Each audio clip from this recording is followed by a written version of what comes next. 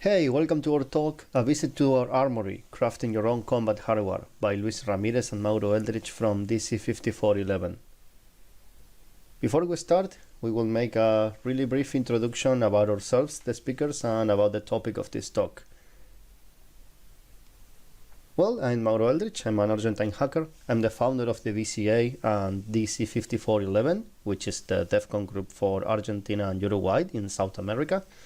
I spoke at different events in the past, including DEFCON, Easy Council Hacker Halted, and a couple of more events around the world. And I'm really happy to be here today at RootCon Philippines because it's the very first time speaking for this country and this audience. So we are really pleased to be here. Now my co-speaker Luis is going to introduce himself. Please, Luis, go ahead. Thank you, Mauro. Hello, everyone. My name is Ramírez Mendoza. I'm working on security hardware engineering in BCA, member DESCON Group 5411, speaker in DESCON, Dragon Heart, PostCon, Texas Cyber Summer, Grey Hat, beside Newcastle, YASCON, beside Isla Band, Honeycott, Coesi, and RODCon. Okay, thanks, Luis. So now, going to the talk topic, this is one of our talks, which is actually a chapter of an episode, we can say, of an entire series of talks, which we call A Visit to the Armory. Our armory is basically our repositories containing all sorts of weaponized domestic hardware. It's purely oriented to hardware hacking. And this hardware is mostly intended for red teamers, and infiltration teams, and infiltration exercise, red teaming exercise, and all sorts of physical offensive exercise. So you can find a lot of really cool gadgets there. All of them have open source versions.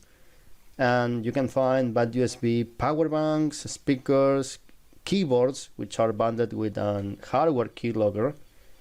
All of them works as BadUSB. We even have an entire BadUSB framework which features a lot of access methods, a lot of attack vectors.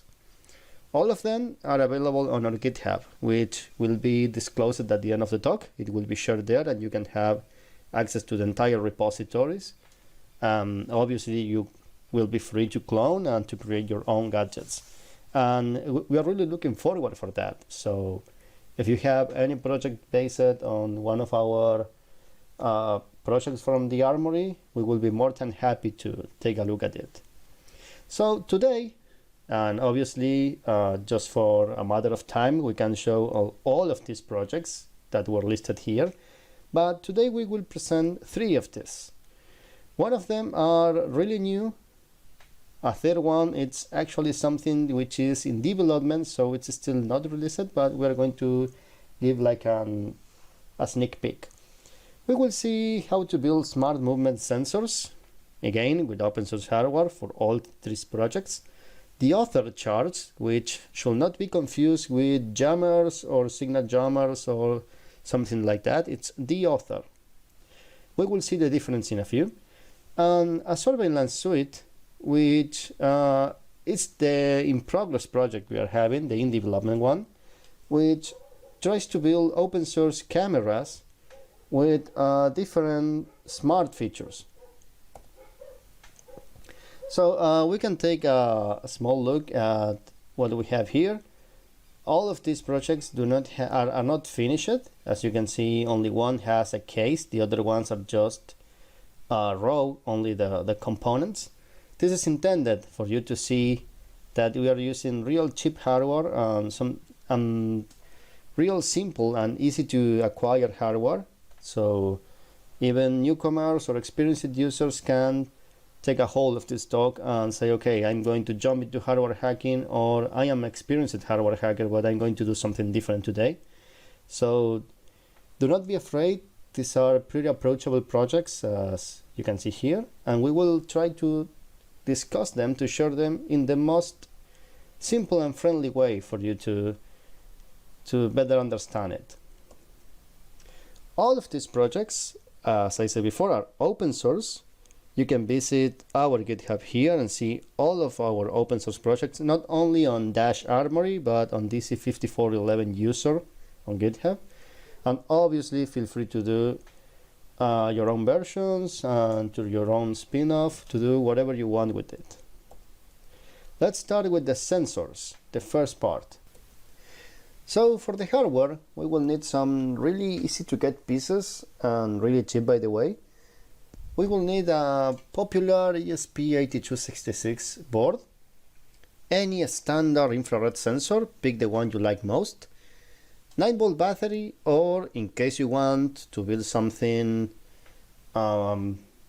with a higher budget and more bulkier, you can pick up a power bank, a portable battery, but you will be using more than one sensor, so this can definitely raise the price up.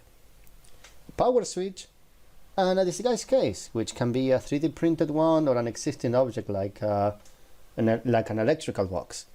The point here is that this hardware will be used on physical pen testing exercises or red teaming exercises, so creativity here is a must and it's definitely a bonus. So try to use your imagination on where is the best spot to hide one of these sensors. Now, in case you want to add these sensors to certain surfaces, you can use any adhesive patch or even double-faced tape. We made our test with double-faced tape and it worked like a charm because it's pretty lightweight. Now, if you want to add a power bank here, I really discourage the use of anything adhesive. The weight will carry it down definitely. For the software, we have you covered. We have our own firmware, which is again open source, and the C2 server, which is written in PHP, uses MySQL, and uses our own web application, and all this can be Dockerized if you want. Now for the client, we have you covered too. We have a web application, which is the thin client, and a thick client, which is a mobile APK, in case you prefer it. Now let's take a look at the schematic. This is pretty simple. This is how almost any infrared sensor is connected to this kind of board. And now you may ask, okay, why ESP8266? Well, actually, we need the Wi-Fi enabled capabilities of this board for the next step. There are a couple of things that you must have in mind before using these sensors. The sensors will definitely need a way to communicate, so we will use Wi-Fi. This is why we have chosen ESP8266. Depending on the task, these operators, physical pen testers, red teamers, can either use a phone as a hotspot to share its LTE connection, or they can use a portable hotspot device for a longer coverage. Using a phone, maybe it's not the best way. If you are carrying it with you, you will probably run into connectivity problems if you walk away a long distance from the sensors. Also, depending on the building layout where you are pen testing, you can have definitely connectivity problems, for example on older office blocks. Now we are trying on a new feature. We are trying to integrate an SIM 800L, which provides us with a SIM card reader, and obviously by providing a 4G enabled LTE SIM card, we have the chance to use that connectivity. But by the way, we are just still researching this topic, so we have used SIM 800L before on different projects, but never on this kind of hardware, so it may take a while before we release a version that might feature it. And once again, we're still researching it. Now both the sensors and the phone will interact via the C2 server, which can be located outside the premises on a Docker container, or if you have a phone which is capable of running a web server and a small database, well, you can have it in a portable way too. Now, whenever something alters the sensor, it will trigger a really primitive reaction. The sensor will notify you with a push notification, to your mobile phone in case you're using the APK, or it will turn itself in a notification for your browser if you're using the thin client.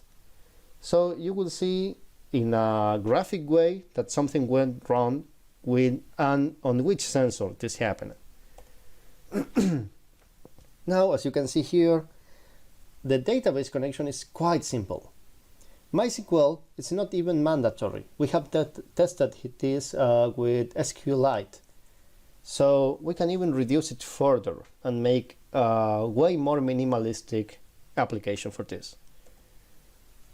Again, we are just making the communication pretty straightforward and simple with the database backend. And you can browse it with even the simplest tool like PHP MyAdmin, and you can see that it's a quite simple database. Again, SQLite will work like a charm here too. Now, our firmware does something quite different than a common sensor's firmware.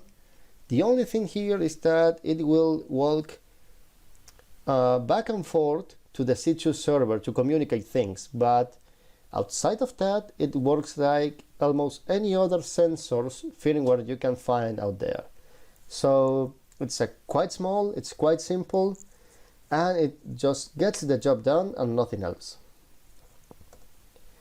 This is our thin client for on a desktop browser. In this case, this is in Spanish, but it's quite intuitive what it says. Sensor 1 is deactivated, and so on for the 2, 3, and 4 one, and the reset button. Now, this is the same client located on a mobile phone, viewed on a mobile browser. Again, this is exactly the same. You can reset them using this button. So if anything happens by accident, or if anything happens and you need to reboot the sensor, you don't have to access physically to it. You can just send the reboot command from here. Now, this is what happens when all these sensors are activated. An alert will be triggered, and one of the best advantages we have here is that you can programmatically alter this firmware to do whatever you want when a sensor is activated. For example, in our case, we use a feature that just gently makes the phone vibrate, but on a gently way, so it doesn't quite make a lot of noise. So it will subtly warn you that something went wrong. But you can tie this to almost any event, any custom event you want. So again, play with your imagination. Now, this is the thick client in case you want to use it. Obviously, it will look more raw than the other one, than the web one, but nevertheless, it works the same way, and it has the same reliability. The final product, without case, is this one. It's quite small, just compare it with the size of the hand and the phone. The quality is not the best because this is a photogram of a video. Now, this is a better looking picture. As you can see, this looks like quite simple. This is one of the first prototypes we have. We still have to make it smaller to make it more minimalistic too. Now, what are the advantages, before we jump into the demo, of using this over a common sensor? Well, the first one is pretty obvious. This is open source and affordable. If you want to buy already made commercial sensors, it won't be as cheap as this. Obviously, this is scalable and extensible. You can modify the firmware, and you can modify the client application, the C2. So we have built 4 sensors by default, but you can add as much as you want. This is your best your best approach. You can even group them and say, okay, this instance is for the sensors on the east, this other instance will be for sensors located on the west, so no problem on that part. Now you will have also a smart, simple and intuitive user interface.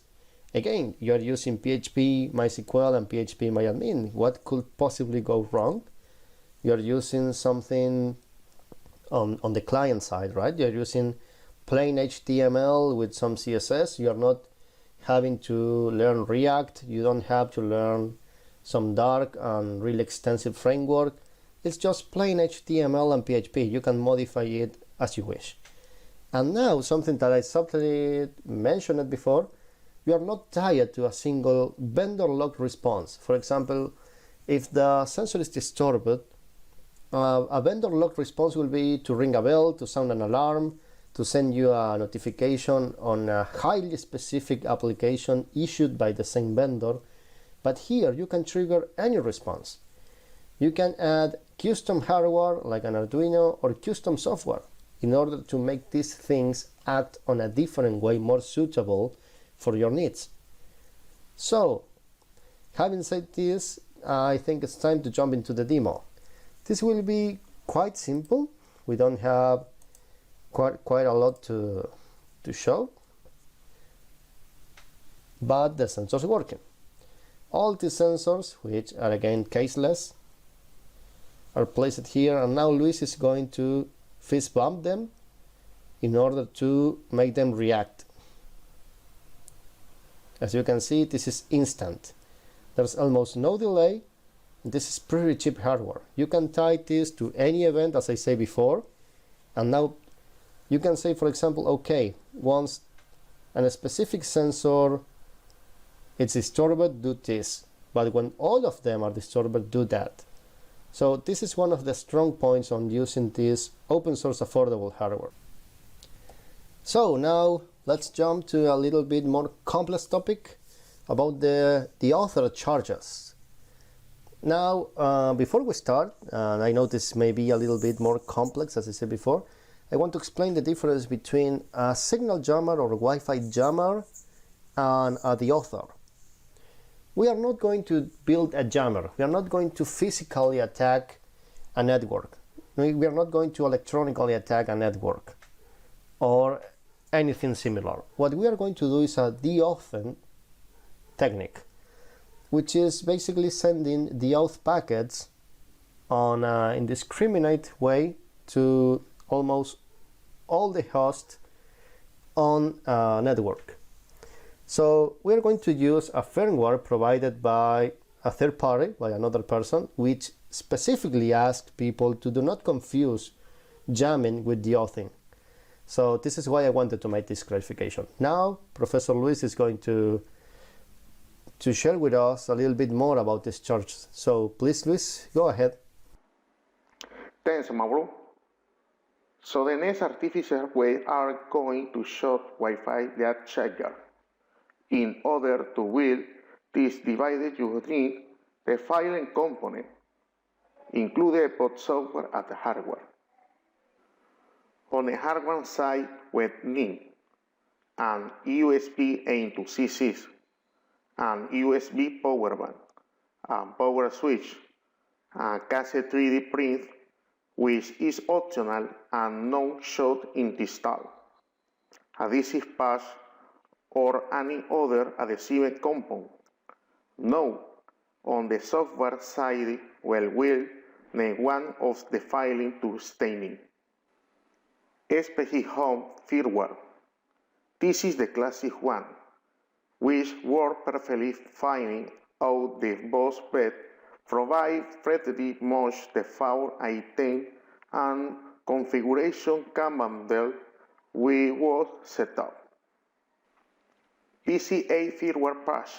This is a modified firmware patch belt, which provides some extra really specific capability like milking inside from popular national ASP.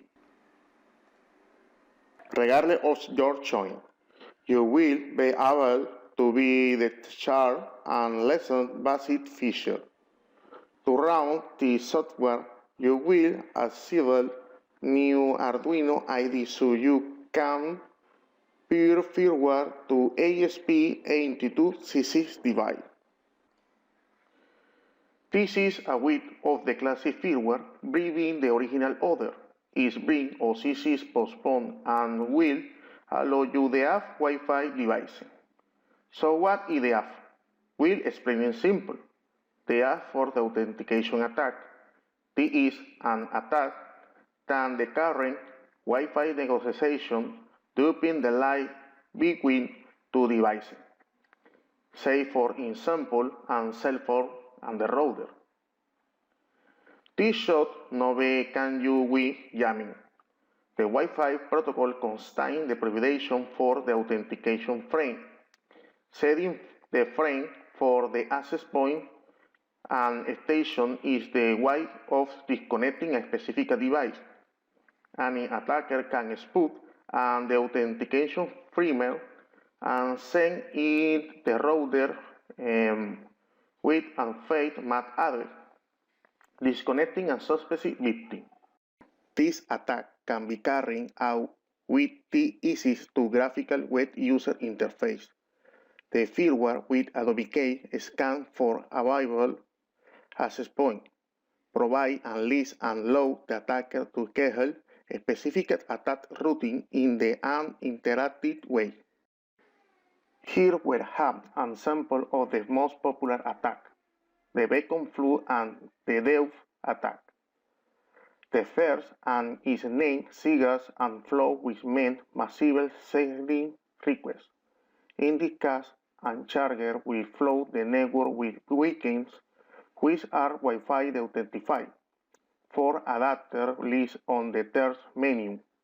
This will send an enormous amount of beacons, which translate into a lot fake Wi-Fi the router listing in your device interface. This can lead to confusion on the disruption of normal operation depending on how is the current. The second attack in the Deauther which we will explaining before. An attack sent and the Deauther frame which spook MAC address, which belong to another which device. The router receives in authenticate the victim instead of the attacker. When coordinated, this attack can effectively interrupt normal operation for given victim. This is the final product with the dream print case, which is still under development. It is lightweight, small and silent. Adhesive, you can slide deploy this hard virtually anywhere, creating chaos in matters of seconds, while making is hard to find. From an operated point of view, this tool shines the way some critical penetration testing routine exercises are carried out. As you can see here, the device is fitting to laptop. The sizing is pretty comfortable to be boot hidden somewhere and to also feature a good battery which will provide power to display for a good number of hours. Here a demo. Mauro will make some comment about it. Okay, now it's time for a demo. Thanks, Luis, for the briefing. The objective of this demo is to show how we can disconnect a legit client, the one on the right, from the Wi-Fi network and start creating mess and chaos with the Wi-Fi clients here.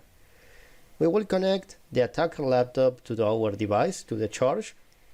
Now we will be greeted by the Space Hounds firmware. This is not our firmware. Our firmware is just a patch that adds local and national SSIDs, which you can find them like the street free Wi-Fi and the coffee Wi-Fi's around here. So this will only be used for when you want to attack by creating fake APs. But it won't affect the basic firmware created by the Space Hounds, which is actually a great firmware. Now the victim on the right is connected normally, and we will start sending the auth attack here, and then we will send a beacon attack too. So the idea on our firmware, on our patch, is to add like localized versions of the access points, which can be found in the wild here in the streets. But also we have added some new features, because when running this original firmware, sometimes we run into certain softlocks. So we have rewritten certain smaller parts, but actually most of the job remains the same. This is a really great tool if you want to start playing with Wi-Fi deauthing and small Wi-Fi attacks. I really recommend it, and it's pretty cheap to set up. So now this computer will start experiencing problems because we are obviously going to flood it with certain requests. Now you can see that it starts to fail. Now it will have certain problems loading up YouTube because we are still sending this packet flooding. If we stop it, the connection will eventually recover slowly, which can be used in red teaming to trigger a support response.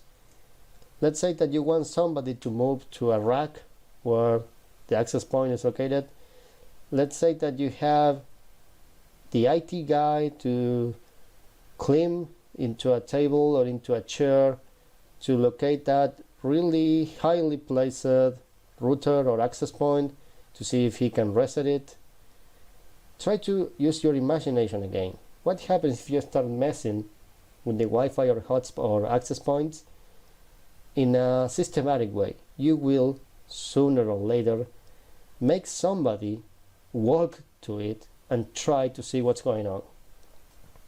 So again, if you combine these simple tools with a little bit of psychology, with a little bit of social engineering, with which almost any physical pen tester or red teamer should have, you will have a really nice time, a real nice time. So once again, we start sending this attack and the machine is absolutely locked out of accessing. Remember, the idea here is not to cause damage. You don't want to cause damage. What you want here is to bring up certain attention. You want to get attention on a certain point. You want to make your exercise easier. This is why we came out with this, with a power battery to make it portable. Okay, time to move on. So what are the advantages over a classic deployment model? In this case, we are being battery powered, so we are making it portable, as I said just some seconds ago. This custom firmware adds certain translations, common local SSID names, and simplifies certain operations, but once again, most of the firmware is left untouched. Now, if you have any custom discrete case, again, 3D printed or something, something existing object like electrical box, a fake vent or whatever, you can deploy this on a really creative ways. And also adding adhesive patches or double-sided tape can make this object really hard to be seen, to be detected. And also try to use your imagination again. What happens if you place this object in a really weird place? It will still cause damage and it will be really hard to be located, or at least it will be really hard to be dealt with. Now, this is a standardized size which we are trying to maintain across all our combat hardware. It's used to disguise this charge. Now, try to picture if you try to use this in a fake wall socket or under that desk or under a chair typed, right? Or for example, inside a closet or wherever. It will be really hard, at least on the spot, to be dealt with, and that's one of the advantages here. So now, moving on to the next part, we will talk a little bit about surveillance. This is a small project which is still being developed. We still have a lot of things to do, but we still wanted to share it with you today. So let's get to it. So for this part, you won't need real complex hardware or anything expensive, but you will need something different this time. We are using an SP32 cam, a USB power bank or a 9-volt battery in case you prefer, an infrared sensor, which it's optional in this case, a power switch, a case, which can be again 3D printed or something to conceal this with, this is optional, and an adhesive patch or double-sided tape, which again is optional. And for the software, this time we are going pretty minimalistic. We are going to use our own firmware and Flask, a Flask application on Python for our C2 server. This is the basic product outline with its 3D printed case. As you can see, we are using something really simple here. This is the C2 server, which is the application. Again, using Flask, which turns this to a real basic thing, not real complex. As you can see, we have just a few endpoints. The application is not big at all. And we have implemented a recording script using NumPy and CV2.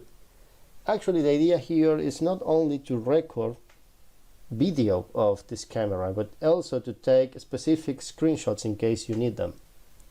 That's the idea, to have both screenshots and recordings. As you can see, so far so good. We were able to make a lot of screenshots and captures over the time. This camera things works on a real similar thing as something that you have seen before. The sensors.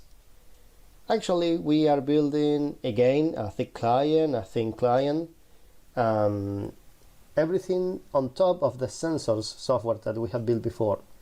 The idea, and you can see this on the buttons and on the labels, that they are still placeholders, they are still not translated strings actually. This is because this is in development. But the idea is to have the 4 cameras tied to the sensors. So in case something happens, in case sensor 1 is triggered, you can order cam 1 to turn on and start recording. But the idea is that cam 1 can be the same as sensor, the same device, or can be a separate device. So let's say that someone triggers a sensor while entering a corridor, but you want the camera to be located at the end of the corridor. You can do so, and you can tie them together. That's the main idea, but it's still in development. But let's say that you want your camera to use its its internal sensor. Well, you can do that too. You can have these events being fed separately. A sensor triggers up and the camera turns on, or the camera itself using its sensor triggers up a recording. This is up to the pen tester, up to the red teamer about what his or her desires are. We can see that the quality of the camera is acceptable. It's not something that will go full HD, but it will get you along at least. It will get you going. And something that it's pretty experimental, but we are still insisting on it. We're trying to add AI, but we are still putting up a fight with this. But the idea still remains that maybe in a future release, or maybe in the first release, to be honest, we may be able to implement it. Now we'll have a real short demo, because this is not a finished product. And so far, this smaller part is the camera, the properly set camera, and the part behind it's a power bank too. So we're trying to build everything together, and we can make it fit into a box. This is only an early stage. We are obviously not going to ship a product like this, but it's still something that we are playing around with, and we will be more than happy to bring up maybe in a next event here at RootCon. This is a small draft of what it will be the 3D printed case. This is pretty simple, built on Plus, so there's nothing really outstanding. It's not so big either. This can be fit inside your fist, inside your hand. Now we'll jump into a really short demo to see how they work. Okay, time for the short demo. As you can see, we have here the cases and the in-testing product. We have here our main dashboard, where you can see all of the cameras and which can be activated on demand and also be controlled remotely using this client. These are the 4 ones with its 4 power banks. As you can see, the frame rate is not the best on the ESP32, but it's still something that may work and may be useful in certain cases. We will open a new tab, the remote controller. Now, with these remote controllers, which will have a better frame rate, but we still rely on local dependencies to be installed. So that's the difference between this thin client, this web app, and the thick client, which will provide a better frame rate, but you will definitely need a laptop. You will definitely be left outside if you use mobile devices for this. Now the idea is to start recording and keep this recording of these cameras in the laptop. The point is that, remember, our idea is to have them bind to a sensor. So whenever a sensor is altered, you can trigger these cameras. So far, we don't have the integration finished. So remember that this is just a demo. Here we have the different recordings. You can have not only recordings or screenshots, you can do a sequential screenshot in order to get the feeling of a recording, but while not taking so much disk space, without taking so much storage. So far, this is what we have on this product, but we are really looking to expand it. Obviously, it will be open source too. Okay, so this is our artistic concept of how it will look once we have finished these projects and have tied all of them together. But we are still a little bit far away from that. So for now, I think this is enough. And we are just running over the time, so I think it's time to say goodbye, sadly. So, time for the conclusions and questions and answers. Our conclusions are pretty simple. Once we have landed a foot on this new age of cheap embedded hardware, which is almost available for everyone, we have the chance to make infinite combinations and make it increasingly easy to create implements and hardware to our liking. Now, you don't live in the past where you have to search a lot for a specific piece. Now you can have everything inside a small board, and you can combine it with almost anything, and you can find almost any documentation online. So we have to take advantage of this. Now, if you combine this technology with open source software, which again gives you a wide spectrum of things, you have a lot of documentations, you have free libraries for almost everything in the world, you have a lot of new flexibility to create new hardware. Now, the final result is not only more economical, but you are extending the product's lifespan a lot, because you will continually receive updates and upgrades, and commercial hardware will often discontinue certain models, will likely stop supporting certain models, while you can still get a new hold on your own open source hardware. So take advantage of that. You can follow us on Twitter. Luis is Alarm182Luis and Mauro Eldritch, and our DC is DC54111. And you can follow us on GitHub. where you can find almost all of our projects there. Obviously, this work will be published here on the repo, which you can see below. And if you have any questions, we are more than happy to answer them here on Twitter or on Discord. Thank you.